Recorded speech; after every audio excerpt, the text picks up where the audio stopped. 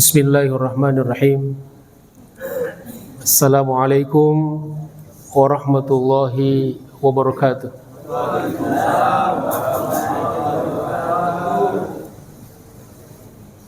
Suaranya kedengaran jelas?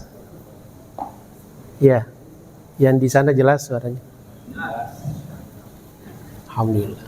Sekali lagi ya. Salam adalah doa.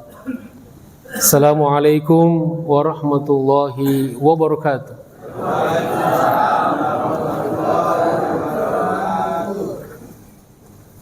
Alhamdulillahirabbil alamin. Wa bihi nasta'inu ala umuri dunya waddin.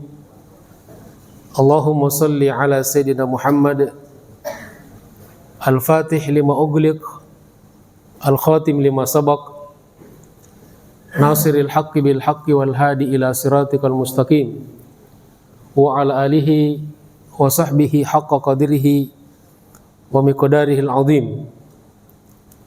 Subhanaka la ilma lana illa ma 'allamtana innaka antal alimul hakim. Allahumma 'allimna ma yanfa'una wanfa'na bima 'allamtana. Rabbana zidna ilman warzuqna fahma. Rabbi syrah li sadri wa yassir li amri wahlul 'uqdatam min lisani yafqahu qawli, amma ba'd. Ma'asyiral muslimin wal muslimat rahimakumullah. Jamaah sekalian, para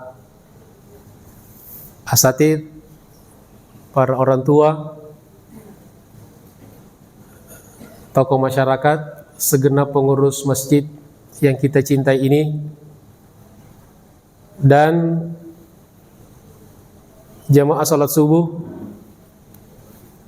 yang hadir di tempat ini, dan juga saudara-saudaraku yang hadir dan ikut melalui online.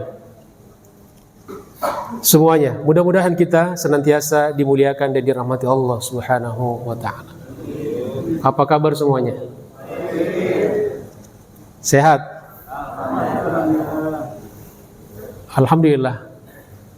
Tentu yang pertama dan yang paling utama, kita senantiasa bersyukur kepada Allah Subhanahu wa ta'ala atas segala nikmat yang dikaruniakan kepada kita, termasuk umur, sehat, iman dan Islam, nikmat ukhuwah. Dengan kita senantiasa minimal mengucapkan alhamdulillahirabbil alamin. Salawat dan salam senantiasa kita haturkan dan sampaikan kepada qudwah hasanah kita yang mencintai kita melebihi cinta kita kepadanya, yang peduli dan membela kita di dunia sampai di akhirat. Bahkan di saat-saat akan dicabut nyawanya, kita lah yang disebut-sebutnya, kita yang dipanggil-panggilnya, yaitu baginda Rasulullah sallallahu alaihi wasallam. Maka sangat pantas sekali kalau lisan kita ini tidak pernah kering untuk senantiasa bersalawat. Allahumma shalli ala sayyidina Muhammad wa ala ali sayyidina Muhammad. Jamaah sekalian dirahmati Allah Subhanahu wa taala, kajian kita di Sabtu pertama ini yaitu pembahasan kitab Nasaihul Ibad, yang merupakan syarah atau penjelasan dari kitab Munabbihat alal Isti'dad li Yaumil Ma'ad karya Ibnu Hajar Al-Asqalani, dan disyarah oleh ulama besar yaitu Al-Imam An-Nawawi Al-Bantani, yang beliau ini pernah menjadi imam besar di Masjidil Haram. Di antara orang Indonesia yang pernah menjadi imam, ya, tidak tanggung-tanggung imam dan khotib di Masjidil Haram. Jadi insya Allah kapasitas keilmuannya tidak diragukan, walaupun tidak sedikit orang yang mengecilkannya karena tidak kenal. Makanya tidak kenal maka tak sayang. Ngaji kitab apa? Nasaihul Ibad. Ya, karena mereka tidak paham. Ini kitab yang penuh dengan ilmu, penuh dengan hikmah yang luar biasa. Insya Allah pada kesempatan ini kita akan membahas satu perkataan dari Abu Bakar As-Siddiq radhiyallahu anhu. Seperti biasa saya bacakan dulu teksnya, kemudian nanti dibarengi dengan syarah dan penjelasannya. Bismillahirrahmanirrahim. Qala Abu Bakr As-Siddiq radhiyallahu an,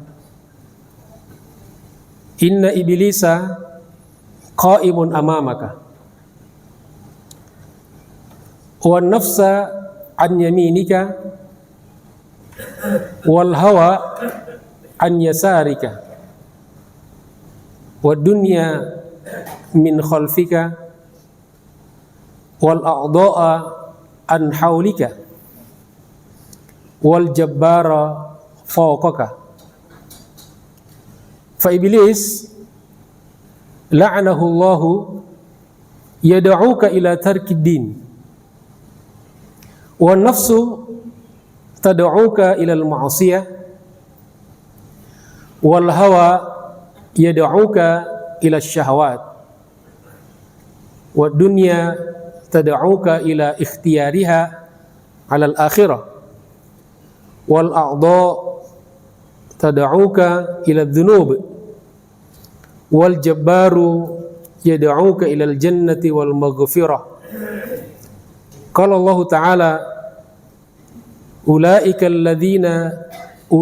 yad'una ila an-nar wallahu yad'u ila al-jannati wal maghfirati bi'izni. Faman ajaba iblis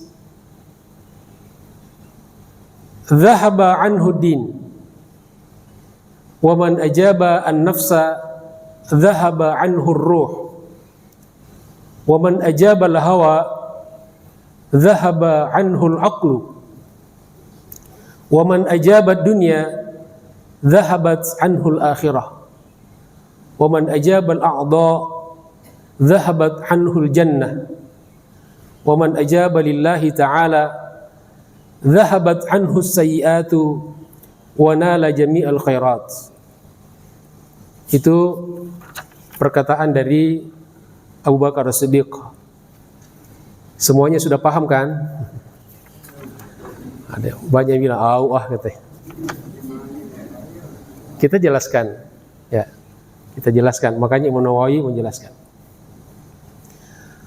Qala Abu Bakar As-Siddiq, berkata Abu Bakar As-Siddiq, namanya masih ingat? Abdurrahman bin Quhafah. Jadi ini nama apa namanya? Nama kunyah, ya. Kunyah. Apa kata beliau? Beliau menjelaskan di sini ada 6 hal. Yang pertama, inna iblisa qa'imun amamaka. Sesungguhnya iblis berdiri di hadapanmu.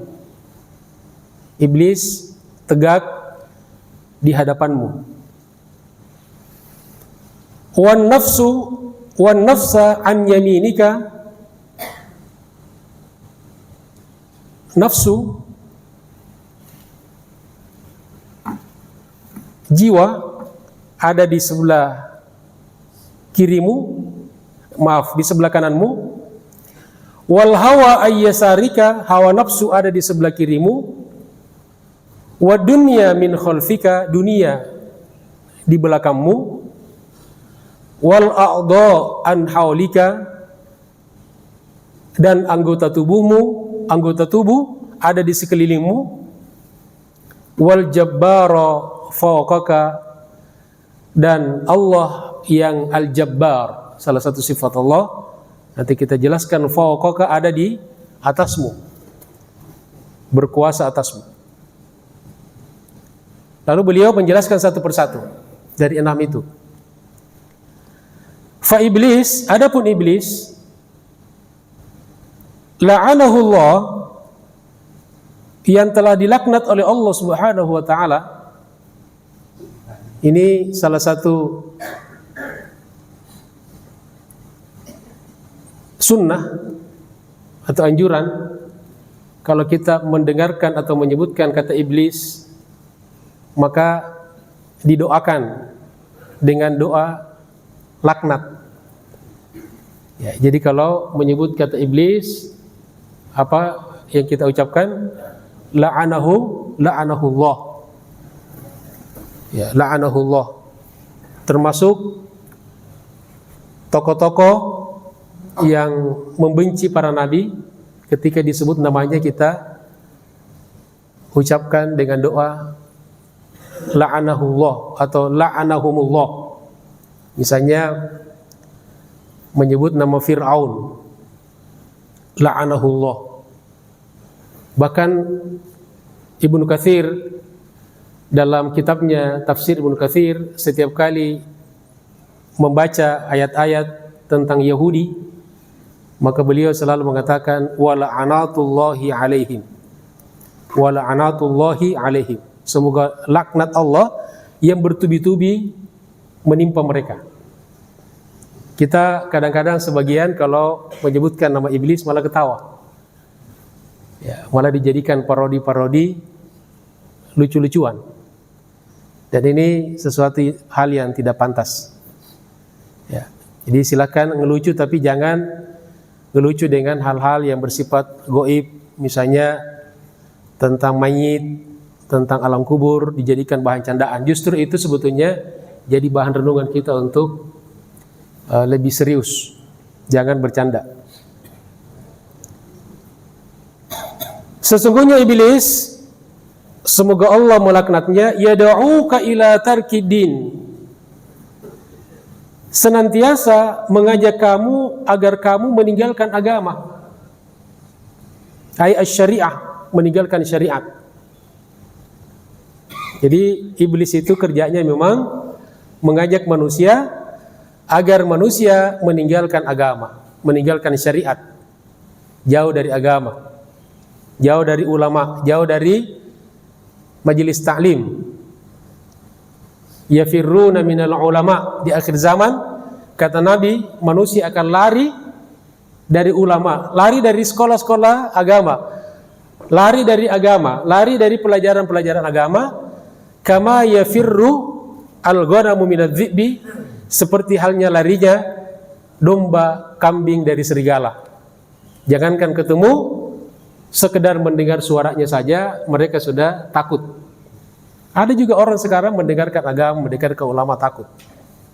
Ya, apalagi memang ada sengaja dicitrakan, ya, pesantren ulama dimunculkan yang sesat, kemudian itu yang di blow up sehingga masyarakat yang tidak paham mengira bahwa ternyata pesantren seperti itu, sosok ulama seperti itu dan seterusnya. Kita harus hati-hati, pintar-pintar memilah dan memilih. Yang kedua, wan nafsu maksudnya an-nafsul ammarah. An-nafsul ammarah itu bisu. Kan Al-Quran membagi jiwa ada 3 kan? Pertama nafsu apa? Nafsul lawamah. Nafsul lawamah itu jiwa yang apabila kita berbuat salah, maka dia protes, dia kritik. Ya, itu berarti kita masih punya jiwa lawamah. Yang kedua, an-nafsul ammaratu bisu, jiwa yang selalu mendorong kita untuk berbuat salah. Dan yang ketiga, an-nafsul mutmainnah, jiwa yang tenang dengan agama, tenang dengan syariat, tenang dengan ibadah.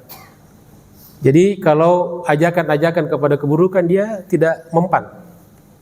Kalau ada orang yang diajak berbuat jahat, berbuat buruk, berbuat dosa lalu dia tidak mempan, itu berarti jiwanya sudah tenang. Dan ketika seseorang meninggal, dari 3 nafsu itu yang dipanggil adalah yang mana?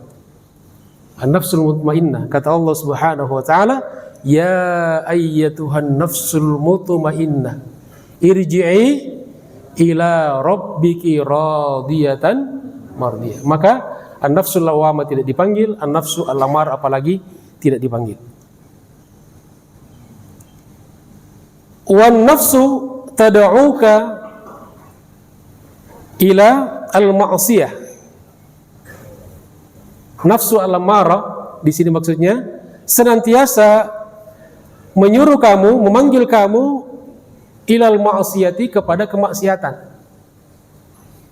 Jadi ada jiwa al-ammarah itu selalu menyuruh kita untuk berbuat buruk, berbuat dosa. Kemudian Al-Imam Nawawi di sini mengutip sebuah hadis Rasulullah sallallahu alaihi wasallam.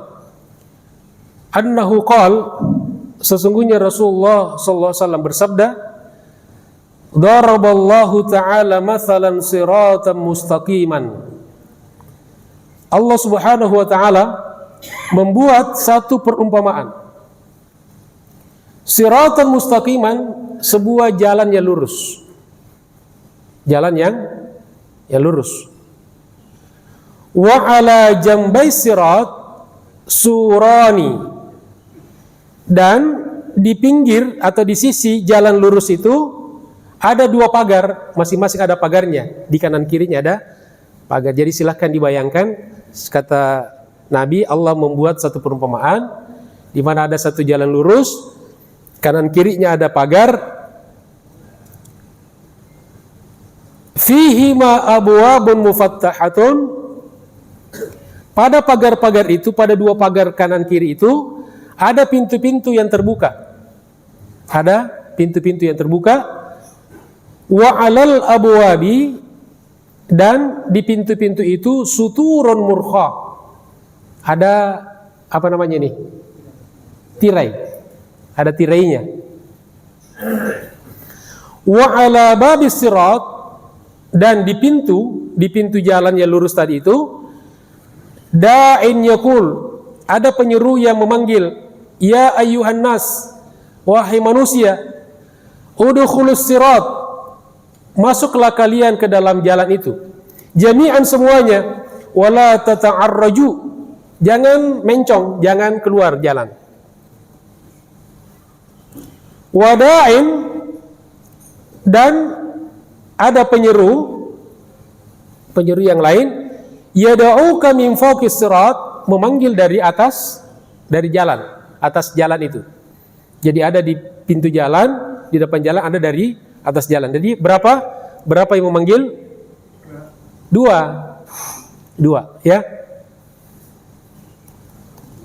Fa idza arada al-insanu ay yaftaha syai'an min tilkal abwab, maka apabila ada manusia, ada orang yang mau membuka salah satu dari pintu-pintu itu, qala, dia berkata, waihak, celaka kamu, la taftahu, jangan masuk, fa innaka in taftahu, karena sesungguhnya jika kamu membukanya, talijhu, kamu akan masuk ke dalamnya. Jangan buka, kalau kamu buka pasti kamu akan masuk ke dalamnya. Lalu kata Nabi, fassirat, yang dimaksud dengan jalan itu adalah al-Islam. Jadi jalan lurus tadi itu adalah Islam. Wassurani, adapun dua pagar di kanan kirinya, hududullah, adalah batasan-batasan Allah. Wal abwabul mufattaha, pintu-pintu yang terbuka, maharimullah, adalah apa-apa yang diharamkan oleh Allah Subhanahu wa taala. Wa dzalika da'i, adapun yang menyeru, yang memanggil, ala ra'sis sirat, di depan pintu, di depan jalan, kitabullah, adalah kitabullah, yaitu Al-Quran. Wadda'i min fawqihi, adapun penyeru yang kedua dari atas jalan, wa'idhullahi fi qalbi kulli muslimin, yaitu penasehat Allah yang ditancapkan di dalam kalbu setiap muslim. Jadi di dalam jiwa kita itu, siapapun dia, maka ada Allah titipkan penasehat. Ya, makanya kata Nabi, istafti qalbaka. Dalam kondisi tertentu di mana kita tidak punya referensi, kita disuruh meminta fatwa kepada jiwa kita, karena ada penasehat. Cuman kenapa penasehat itu nggak pernah datang? Karena kita tidak pernah panggil, tidak pernah kita fungsikan. Ya, kita punya guru, tapi tidak pernah kita suruh ngajar, maka lama-lama ilmunya tidak bermanfaat. Begitu juga kita, kalau kita punya ilmu, lalu ilmu kita tidak diamalkan, lama-lama kita lupa.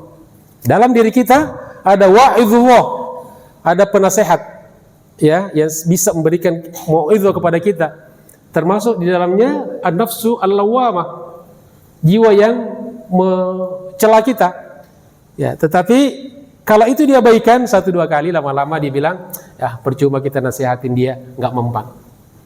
Lalu nafsu al-lawwamah tidak bekerja, apalagi an-nafsul mutmainnah, yang dominan adalah an-nafsu al-ammaratu bisu, jiwa yang senantiasa mendorong manusia untuk berbuat dosa dan kemaksiatan. Wa na'udzubillahi min zalik. Rawahu Ahmad wa Muslim, hadis ini yang dikutip oleh Imam Nawawi, diriwayatkan oleh Imam Ahmad dan Imam Muslim. Tadi sudah berapa itu? Sudah berapa hal yang kita jelaskan? Dari 6? Halo? Ya, masih hidup? Insyaallah. Alhamdulillah. Jadi diperhatikan ya, karena sesekali saya tanya, ya. Cuma biasanya diam itu ada 2 kemungkinan. Diam itu karena sudah paham betul, atau diam karena tidak paham betul. Kalau jamaah kita di sini insya Allah paham betul, ya. Amin ya rabbal alamin. Jadi yang pertama tadi siapa? Iblis, ya. Yang kedua nafsu, jiwa. Yang ketiga wal hawa yad'uka ila syahawat. Hawa nafsu senantiasa menyuruh kamu, mengajak kamu ila syahwati, untuk melampiaskan syahwat. Ya, syahwat itu ada macam-macam. Ya, jadi ada syahwat makan, ada syahwat tidur, ada syahwat seksual dan sebagainya. Maka sebetulnya Islam itu tidak menyuruh kita untuk meninggalkan syahwat, tetapi menyuruh kita untuk menempatkan syahwat pada tempat yang semestinya. Betul? Ya. Jadi kata Abu Bakar, wal hawa nafsu itu yad'uka ila syahwat, senantiasa menyuruh kamu untuk melampiaskan syahwat. Kemudian yang keempat, wad dunya, adapun dunia, tad'uka ila ikhtiyariha 'alal akhirah, senantiasa memanggil kamu, menyuruh kamu untuk memilihnya. Kata Imam Nawawi, wa taqdimiha 'alal akhirah, untuk mengedepankannya daripada akhirat. Jadi kalau ada pilihan dunia atau akhirat, pada umumnya manusia akan memilih dunia. Ya, kalau ada keuntungan dunia atau keuntungan akhirat, pada umumnya manusia memilih keuntungan Kenapa? Karena dunia kelihatan, akhirat gaib. Ya, kalau misalnya disuruh pilih, Bapak mau rumah di dunia sekarang atau rumah di sorga? Ini rumah nih, rumah sudah lengkap, sudah selesai dibangun, tinggal terima kunci. Ya, atau rumah di akhirat, pilih yang mana? Ya, orang pada umumnya pilih rumah dunia. Kenapa tidak akhirat? Katanya akhirat mah nanti, dan tidak kelihatan kan? Ya, itu diantara gambaran ya, bahwa dunia ini memang tabiatnya selalu menyuruh kita untuk mengedepankan dirinya, dunia maksudnya, daripada akhirat. Bahkan kadang-kadang orang yang sudah usur pun masih juga berpikir investasi dunia. Ya, ada cerita teman saya, jadi dia kuliah di Malaysia, dia tinggal ngekos atau ngontrak di rumah salah satu orang di sana, orang tua. Jadi bapak kosnya itu suatu ketika dia kan mahasiswa dibayar, belum lunas, dicicil lah pembayarannya itu. Lalu suatu ketika bapak kos ini mau meninggal dunia, sakit keras. Ya sudah hampir sakaratul maut lah. Lalu mahasiswa dan teman-temannya datang menjenguk. Begitu sampai ketemu, masuk menjenguk, apa dia bilang? Kamu belum lunas ya? Bayangkan. Jadi di saat-saat mau meninggal dunia masih ingat piutangnya gitu. Ya mestinya kan terima kasih sudah dijenguk. Ya kamu kan mahasiswa menuntut ilmu, hutang-hutang kamu saya anggap lunas saja. Mudah-mudahan meringankan Bapak untuk bertemu dengan Allah Subhanahu wa taala. Tapi tidak, kamu masih belum lunas ya, masih ingat kan? Wah, itulah manusia itu. Ya, jadi kata Abu Bakar, ad-dunya tad'uka ila ikhtiyariha alal akhirah. Selalu dunia itu lebih indah daripada akhirat.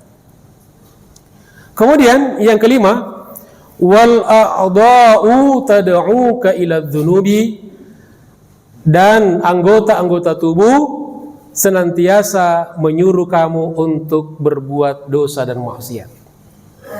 Jadi anggota tubuh kita ini kalau tidak ada agama, maka semua yang dilakukan adalah dosa. Untung kita ada agama, untung kita ada merasa dipantau oleh Allah, untung kita ada iman. Kalau kita tidak ada iman, maka seluruh anggota tubuh kita ini berlumuran dosa. Tangan kita pasti dia akan bekerja pekerjaan yang dosa, kaki kita akan melangkah ke tempat-tempat dosa, pikiran kita akan berpikir tentang hal-hal dosa yang masuk di mulut kita, di perut kita, semuanya adalah hal-hal yang haram. Wa na'udzubillahi min dzalik. Alhamdulillah, makanya nikmat yang paling besar dalam hidup ini adalah nikmat iman dan Islam. Alhamdulillah.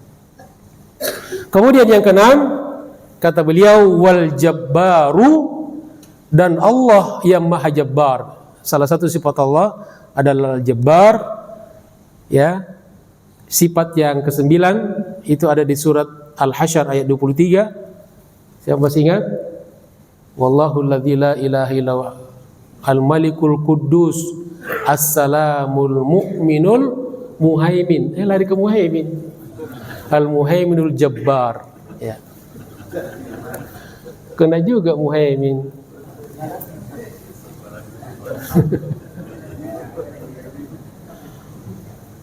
Ya, al-malikul quddus, ya, al-mu'minul quddusu, al-muhaimin, al-azizul jabbar. Al-jabbar apa artinya? Al-jabbar yang maha, yang memiliki kegagahan yang mutlak, yang memaksa. Makanya ada dalam ilmu teologi ada namanya aliran Jabariyah. Apa artinya? Jabariyah itu adalah satu aliran pemikiran, ideologi atau teologi yang beranggapan, yang percaya bahwa manusia itu dipaksa oleh takdir. Jadi ibarat seperti kapas yang ditiup angin. Jadi kemana angin mengarah, dia tidak punya kekuatan apa-apa. Nah, jadi kalau ditanya kenapa berbuat dosa, ini sudah takdir. Itu orang Jabariyah.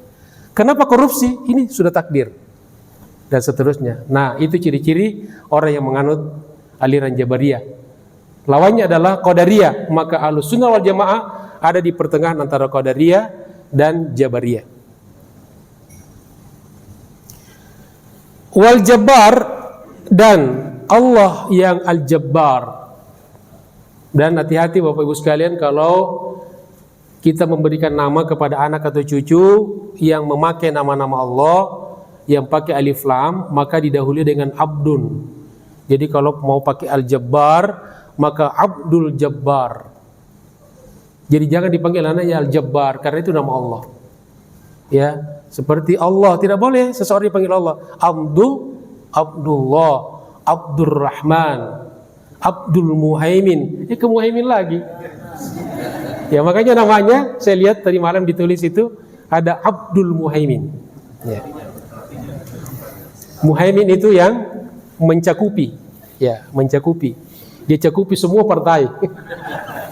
Semua koalisi dimasuki gitu. Ya. Wal Jabbar, dan Allah yang Al-Jabbar, yad'uka, senantiasa menyeru kamu, memanggil kamu, mengajak kamu ilal jannah, kepada surga, wal maghfirati, dan ampunannya. Qala Allah Ta'ala, Allah Subhanahu wa taala berfirman di surah Al-Baqarah 221, ulaika, mereka, yad'uka ilan nar, menyuruh kamu, mengajak kamu kepada neraka. Orang-orang kafir, setan, antek-antek setan, para pemimpin yang jahat. Wallahu, dan Allah, yad'uka ilal jannati, senantiasa mengajak kamu kepada surga, wal maghfirati, dan ampunannya, biiznihi, dengan izinnya. Artinya, kalau dapat izin dari Allah, seseorang bisa masuk surga. Kalau seseorang dapat izin masuk surga dan mendapatkan ampunan Allah Subhanahu wa ta'ala. Lalu bagian terakhir dari perkataan Abu Bakar, kata beliau, faman ajaba iblis, maka barang siapa yang menyambut ajakan iblis, dhahaba anhu din, maka dia akan kehilangan agama. Kalau orang menyambut ajakan iblis, ya agamanya hilang, karena iblis itu mengajarkan yang bertentangan dengan agama. 1, 2, pertama hilang, 1, 2, dan akhirnya lama-lama hilang. Ya. Pahala kita itu pahala amal kita sebesar bisul, ya, sebesar bisul. Tapi dosa kita sebesar Jabal Uhud. Jadi tidak seimbang. Bahkan amal kita sebesar jerawat, tapi dosa kita sebesar gunung, ya, tidak imbang.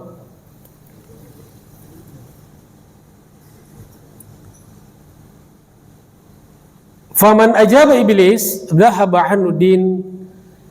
Yang pertama, barang siapa yang mengijabah, yang mengikuti ajakan iblis, maka agama akan hilang darinya.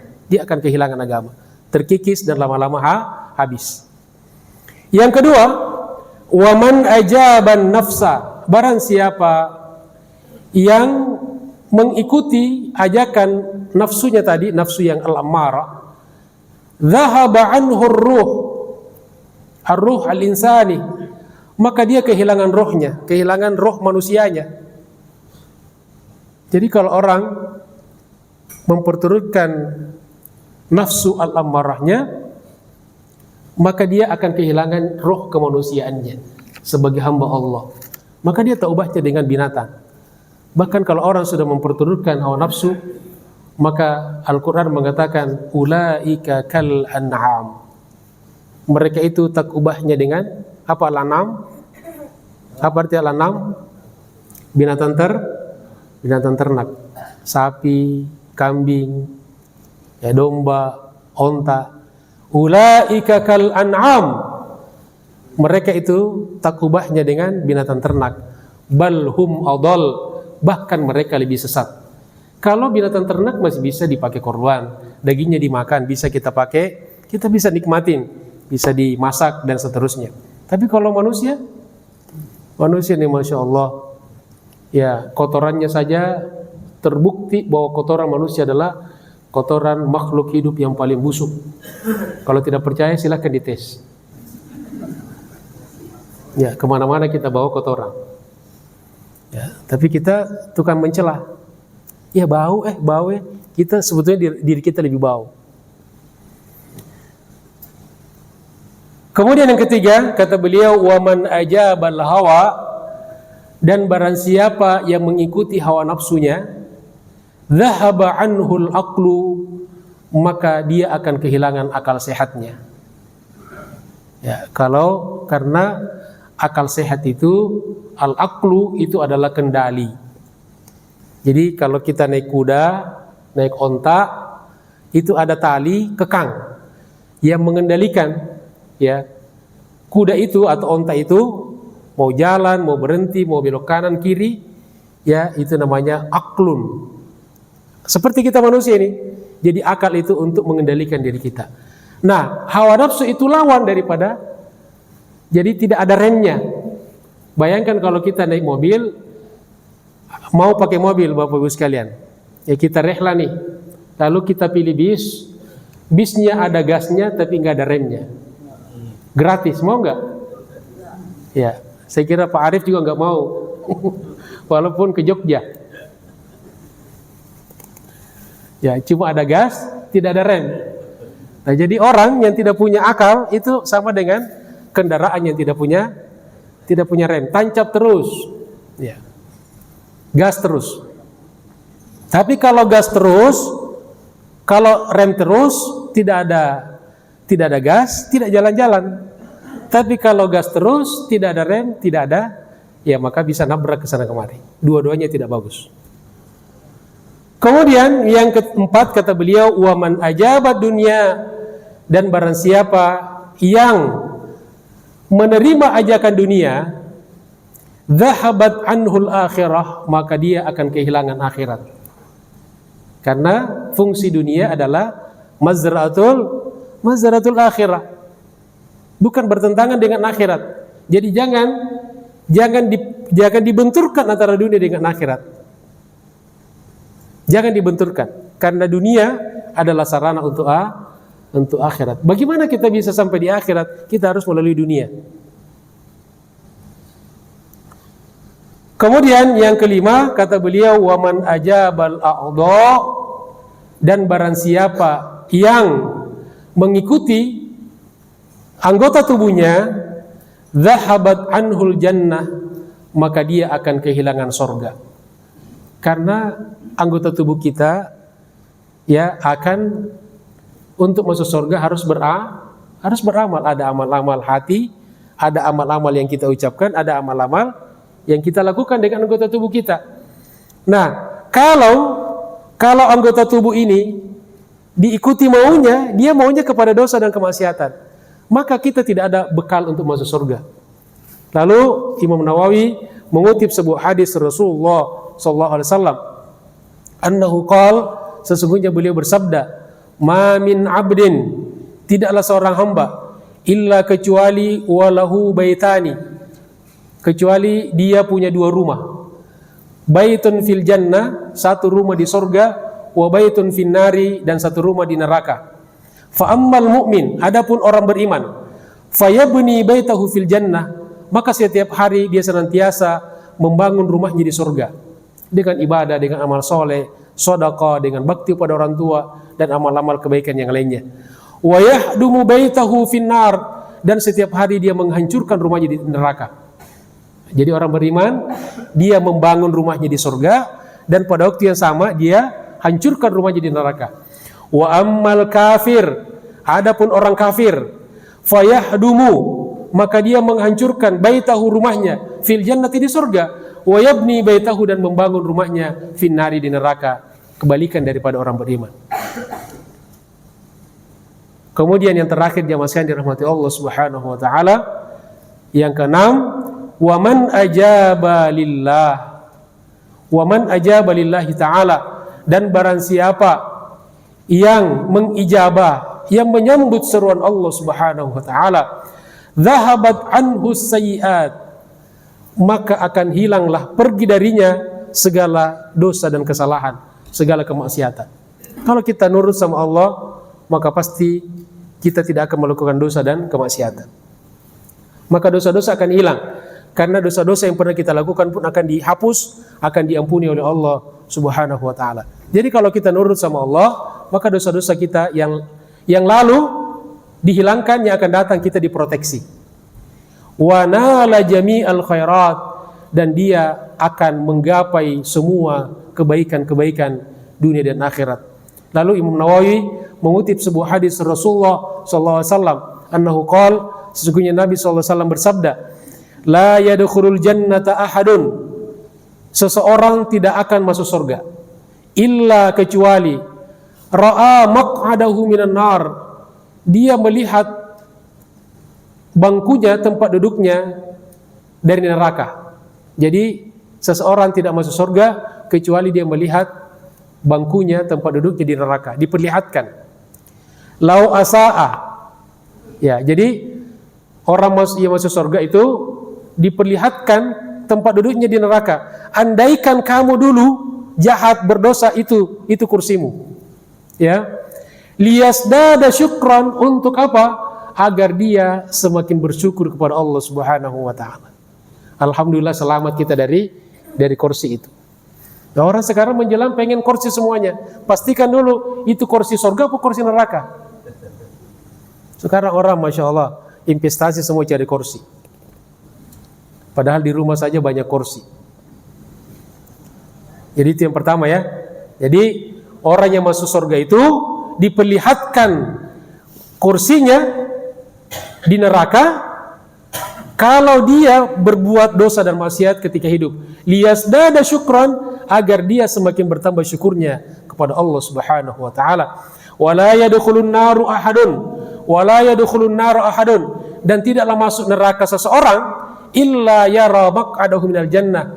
Sebaliknya orang yang masuk neraka diperlihatkan kursinya di surga. Masya Allah, diperlihatkan ya kursinya di surga. Untuk apa? Lau ahsana. Jadi kalau kamu berbuat baik dulu, kalau kamu dulu di dunia soleh, dekat sama Allah, baik gitu kan, bermanfaat, itu kursimu tuh. Untuk apa? Liyakuna alaihi hasratan, untuk semakin menyiksa dia, semakin menambah penyesalannya. Karena salah satu yang menyiksa orang, jangankan di akhirat, di dunia pun kalau ada penyesalan pasti kita stres, kita tersiksa, apalagi penyesalan di akhirat. Di dunia kita masih bisa memperbaiki kalau ada kesempatan, tapi di akhirat tidak ada lagi kesempatan untuk kita memperbaiki diri. Rawahul Bukhari, hadis ini diriwayatkan oleh Imam Al-Bukhari. Di sini Rawahul Bukhari fi sahihi, dalam Sahih Bukhari nomor 6200 min hadis Abu Hurairah, dari jalur Abu Hurairah radhiyallahu anhu. Demikianlah jamaah sekalian taklim kita pada pagi hari ini, mudah-mudahan bermanfaat. Terima kasih atas segala perhatiannya, mohon maaf atas segala kekurangannya. Billahi taufiq wal hidayah, Allahul muwaffiq ila aqwamit thoriq. Tsumma assalamu alaikum warahmatullahi wabarakatuh.